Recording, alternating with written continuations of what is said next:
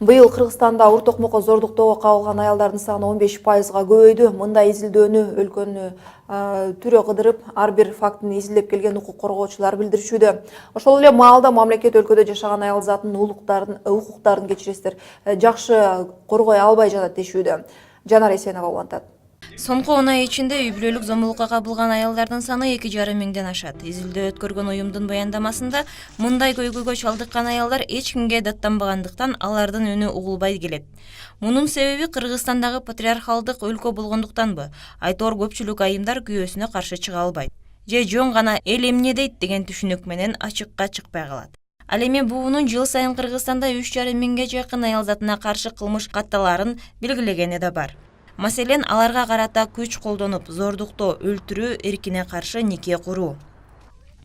Бир эле Кыргызстанда гана эмес, дүйнө жүзүндөгү бир катар мамлекеттерде аялдардын уур токмокко кабылышы, мажбурлап эрте турмушка чыгаруу өңдүү көйгөйлөр дагы эле актуалдуу. Жыл өткөн сайын бул проблемалар чечилмек турсун, тескерисинче курчуду. Баса жабыркагандардын көпчүлүгү жумушсуз аялдар. Изилдөө биринчи жолу ушундай чоң масштабта өлкөнүн деңгээлинде өткөрүлгөн. Анан бул изилдөөнүн негизги жыйынтыктары Кыргызстандагы бардык жарандарга тиешелүү да, жана алардын кызыкчылыгын коргой турган изилдөө болуп эсептелет. Ошондуктан биринчи кезекте ошо массалык маалымат каражаттарынын өкүлдөрүнө бул изилдөөнүн жыйынтыктарын жеткирүү керек болгон. Коргоочулар изилдегендей айрыкча кызды ала качуу, талас жана наарында көп катталат. Мунун себеби аталган аймактарда этникалык кыргыздардын көп жашаары айтылды. Бирок ала качуу тыюу салган мыйзам мындан 3 жыл мурун кабыл алынган. Мындай кылмышка барган адам 4 жылдан 10 жылга чейин эркинен ажырашы мүмкүн. Мыйзам иштеп баштагандан баштап ала качуунун деңгээли азайган, бирок али жокко чыга элек. Мындан тышкары каалоосунун жоктугуна карабай нике туруу да күрч көйгөйлөрдүн бири. Эл аралык уюм бир нече жылдын ичинде 1 айылдан 400гө жакын кыз уурдалып, никеге тургандыгы белгиленген. Тилекке каршы жабыркаган кыздар мыйзамга таянып өз укугун коргой алышпайт. Анткени кыргыз коомчулугунда баш тартып басып кетүү тууган уруктардын аброюн түшүргөн менен барабар деп эсептелет. В Кыргызстане с 2012 года Мындан 3 жыл мурун ала качууга тыюу салган мыйзам кабыл алынган. Анда 155-154 берене боюнча ала качкан жаран 4 жылдан 10 жылга чейин эркинен ажыратылышы керек деп жазылат. Бул мыйзам кайтарымсыз. Ошондой эле эгерде кимдир бирөө кыз келинге орой мамиле жасап жатканын көрүп калса, ал жаран болуп жаткан иш тууралуу милицияга кабарлоого укугу бар. Бул маалыматты ар бир жаран билиши керек деп эсептейм. эта статья носит публичный характер обвинения. Мына ушундай кыз келиндерге карата орой мамилелерин токтотуу максатында 25 ноябрдан тарта аялдарга каршы зомбулукту токтотобуз деген акция башталды. 16 күндүн ичинде кемсинтүүгө, зомбулукка кабылган айымдар менен баарлашып, алардын оор тагдырга кабылуусун токтотууга үндөйт. Аялдардын укуктары тууралуу гендердик саясат боюнча эксперт Гүлбарчын Жумабаева менен кепти улантабыз. Гүлбарчын айым, куш келипсиз бизге. Барыбыз эле билсек керек, учурда кыздарды ала качуу деген көйгөйдүн тамырын Кыргызстанда кеңири жайылган, бирок жакында эле ушул никеге байланыштуу мыйзам кабыл алынды. Кандай дейсиз, иштеп кетеби? Мыйзамда жазылган эрежелер эми сакталат деп ойлойсузбу? Кыргызстандагы гендердик серепчилердин, гендердик уюмдардын жардамы менен 2010-жылы ала качууга каршы тыюу салган мыйзам кабыл алынган. Ал мыйзамдын негизинде ала качкан адам жана ага катышкандар 10 жылга чейин эркинен ажыратылат деп каралганда. Мына ушу мыйзам кабыл алынгандан кийин бүгүн 3 жыл өттү, ала качуунун деңгээли бир топ эле кыскарды да. Биз аймактарда болуп иштеп келдик, иштеп жүрөбүз дайыма. Мына ошондо аймактардагы 10-11 класстын окуучулары эрте никеге кабылган, эрте никелеп күйөөгө берүүгө мажбур болууга кабылып жаткан кыздар өздөрү суранышты эле да. Эже ушу ала качууга каршы мыйзам кабыл алынгандан кийин аймактарда ала качуу дээрин токтоп калды да, көбүнчө токтоп калды. Мыйзам иштейт экен. Демек ушу кыздарды өспүрүм курагында никеге тургузууга мажбурлоого каршы чара колдонгон, жаза колдонгон мыйзам кабыл алсаңыздар депчи. Бүгүнкү күндө мыйзам кабыл алынды, президент кол койду. Бир ыраазычылык билдирип кетебиз. Жогорку кеңеш дагы, президент дагы саясий эркин көргөзүп бул мыйзам кабыл алынды. Албетте бул мыйзам иштеп кетет деген ишеничтебиз. Анткени бул жалпы элдин талабы болгон да, баягы кыздардын көйгөйү, реалдуу көйгөйү болгон.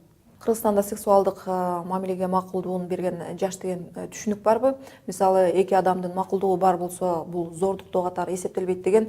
Себеби Орусияда бул нерсе 14 жаштан деп белгиленет. Мисалы, бул нерсени карасак, биздин Кыргызстанда баягы менталитетибиздин өзгөчөлүгүн карасак да, укуктук жактан карасак дагы бул сексуалдык макулдук деген түшүнүк болбошу керек. Анткени кыздар адам төрөлгөндөн баштап эле ага кол тийбестик, тулку боюна психикалык, моралдык жактан кол тийбестик укугу адам төрөлгөндөн баштап эле берилет. Бул биздин конституциябызда жазылган. Үй бүлөлүк кодексте турмуш курууга, никеге турууга жашы жеткен жаш курагы деп 18 жаш белгиленген да.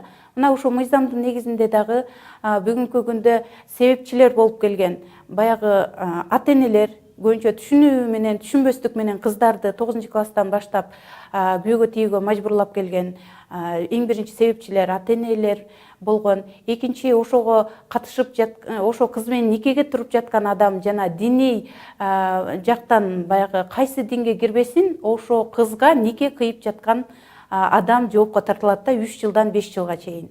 Мына ошондуктан биз баягы 14 жаштан баштап баягы уруксаат же эки адамдын макулдугу менен уруксаат деген түшүнүктөр бизде болбошу керек.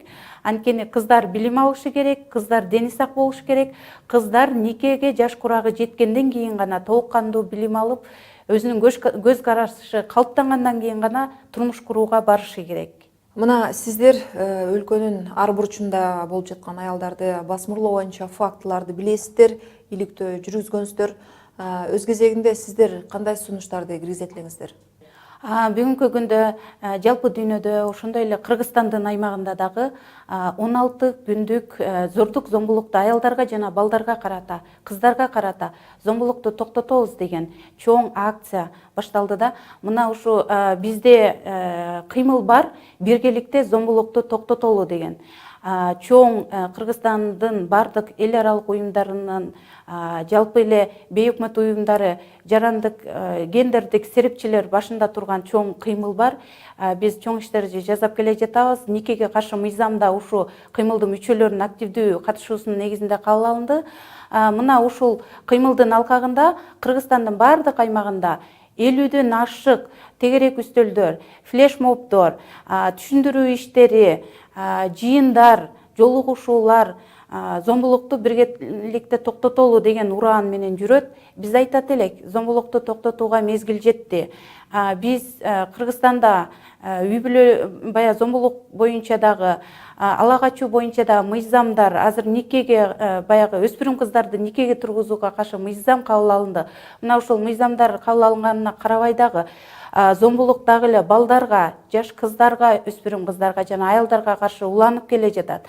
Мына ушу жаңы массалык маалымат каражаттарына да кайрылат элем. Чогуу иштейли, чогуу зомбулукту токтотолу, кабыл алынып жаткан мыйзамдарды, акыркы өспүрүм кыздарды никеге турууга мажбурлоого каршы мыйзамды дагы ар бир айыл өкмөтүнө, Кыргызстандын ар бир жаранына жеткирели, биргелешип зомбулукту жок кылалы жана мен буга ишенем. Биз зомбулукту токтотобуз.